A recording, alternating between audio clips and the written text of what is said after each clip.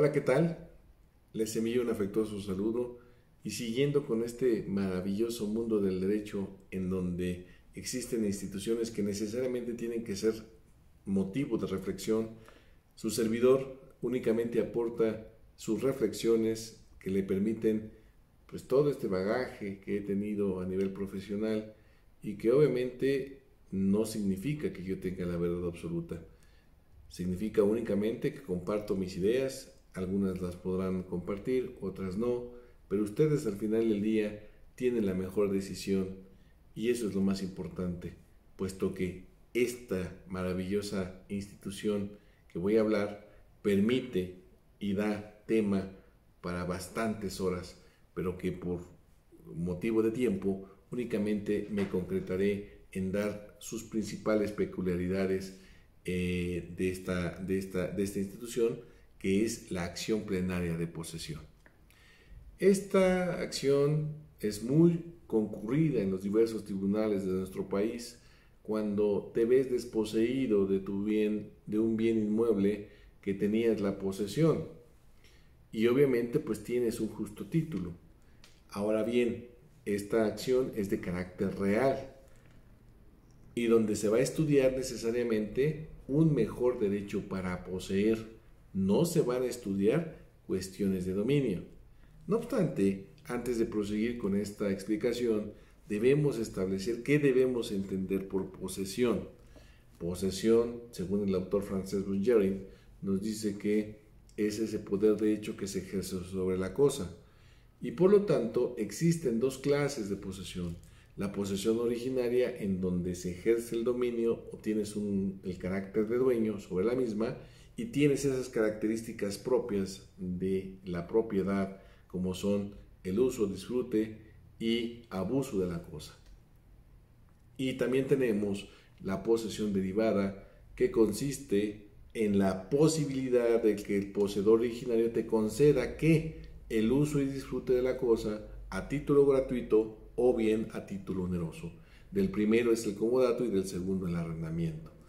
No obstante ello, también tenemos una tercera posesión que pocas veces se estudia, pero también es interesante, que tenemos la posesión precaria. Y esta se refiere precisamente a esa posesión que se da por orden de una persona a otra o bien por una relación de carácter personal entre ambos. No confundir con la posesión derivada. La relación personal precaria o dentro de la posesión precaria se refiere a que puede existir un vínculo de carácter sentimental. Por ejemplo, el matrimonio, el concubinato, no se celebra ningún acto jurídico para poder habitar un inmueble cuando se está en presencia de la separación de bienes o el concubinato, no así en sociedad conyugal. Esta posesión precaria se da en estas hipótesis que les acabo de mencionar, más no en sociedad conyugal. Bien, para no meternos en otros temas que no corresponden a este video, entonces, regresando a la acción plenaria de posesión, debemos establecer también como requisito de elemento estructural de esta acción que se intenta, en donde ya se dijo que se va a estudiar el mejor derecho para poseer y no la propiedad, como principio que se tenga un justo título. Para ello, las diversas legislaciones que ya están actualmente abrogadas y que en su caso podemos citar como elemento histórico, tenemos el Código Civil de 1870 y el de 1884 de la Ciudad de México, que nos decían qué debemos entender por justo título y que tiene relevancia en la actualidad por lo siguiente. Decían esos códigos que el justo título se llama aquel que es bastante para transmitir el dominio y también se considera el que es o fundamente para crear, es aquel título que es o se fundamenta en la creencia bastante de transferir el dominio. Estas dos definiciones que ya no están en nuestra legislación sustantiva no chocan con la actual. Es decir, si ustedes van al artículo 5.44, parte final del Código Civil del Estado de México, o bien sus correlativos en sus entidades federativas, podrán advertir, y para no meternos en errores, no cometer errores, me permito leerles textualmente esta circunstancia. Dice el artículo 5.44, parte final, que se entiende por título la causa generadora de la posesión. Y si nos vamos a lo que dice el artículo 2.6 del Código de Procedimientos Civiles y su correlativo en las diversas legislaciones de las demás entidades federativas, en forma textual, nos dice lo siguiente: compete la acción plenaria al adquirente con justo título y de buena fe. Aquí nos está hablando de un justo título. Para que haya justo título debemos tener una causa generadora de la posesión. Y en este caso particular, ¿sí?, de la definición que les acabo de decir de los códigos anteriores y del actual, podemos encontrar dos elementos que deben ser estudiados para demostrar que es un justo título. El primer elemento es el concerniente a la transmisión de dominio y que por tanto constituye un título de propiedad. Es decir, ¿a qué se refiere esto? Se refiere a que debemos celebrar un acto jurídico donde se transmite el dominio y quien lo realiza ejerce o se considera propietario. Es decir, que yo puedo transmitirles el dominio, sea por compraventa, sea por donación, sea por la mal llamada cesión de derechos, o sea por una permuta, pero estamos celebrando un acto jurídico traslativo de dominio y que obviamente da el carácter de propietario. El segundo elemento es el relativo a que ese acto jurídico es apto para transmitir el dominio, pero que debido a un vicio ignorado por el adquirente, únicamente se transmite la posesión. En este caso particular, ¿esto a qué se refiere? Pues muchas de las ocasiones el adquirente ignora los vicios del título o de su causante, quien le transmite la posesión, pero esto significa que es un poseedor de buena fe. ¿Me explico? Él no está obligado a saber los vicios que puede tener quien le está transmitiendo la propiedad. Y en este caso particular, sabemos que en esta clase de acciones se refiere, el primero, que tengas un justo título. Ya dijimos que un justo título se refiere a aquel acto traslativo de dominio y que sea apto para transmitir el dominio. ¿Me explico? Por lo tanto, tenemos que establecer que la buena fe se presume, es decir, que tiene una carga procesal el demandado de demostrar que quien está pidiendo la acción plenaria de posesión o publiciana, su justo título es de mala fe. Pero eso no le compete al juez estudiarlo, sino que es motivo de objeción o de excepción por parte del demandado demostrar que ese justo título no es de buena fe, sino de mala fe. ¿Me explico?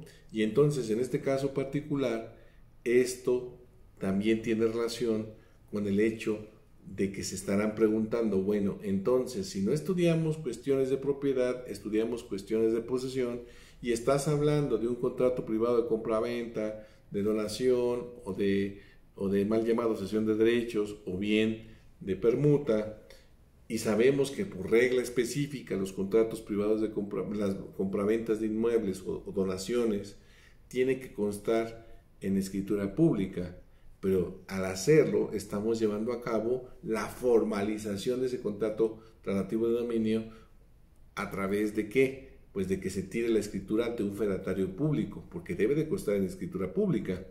Entonces ahí vemos un primer vicio, ¿no? Que es un título imperfecto, pero no por ello no tiene fuerza legal, ni tampoco tiene en un momento dado el carácter de transmitir el dominio, porque para ello hay un fundamento. El fundamento es el 7.259 del Código Civil del Estado de México, y que en un momento dado pueden consultarlo nada más como referencia y llevarlo, trasladarlo a sus respectivas legislaciones. Este artículo hace referencia que en las cuestiones traslativas de dominio, los contratos privados surten efectos exclusivamente entre las partes, pero no por ello pierde su esencia de ser un acto traslativo de dominio. Bien, entonces, hechas todas estas precisiones, tienes el carácter de buena fe. ¿Quién te tiene que destruir esta buena fe? La parte demandada. Él tiene que demostrarla. A ti únicamente te compete exhibir tu justo título. ¿De acuerdo?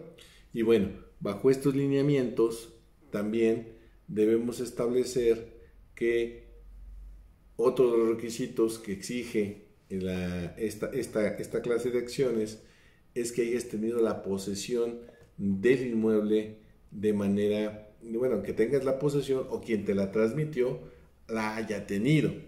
Y en este caso particular, como no establece el código de procedimientos civiles, qué clase de posesión debes haber tenido, debemos establecer que la finalidad de esta acción es que se te proteja tu posesión jurídica, pues de proceder la acción plenaria de posesión se te dará la posesión material.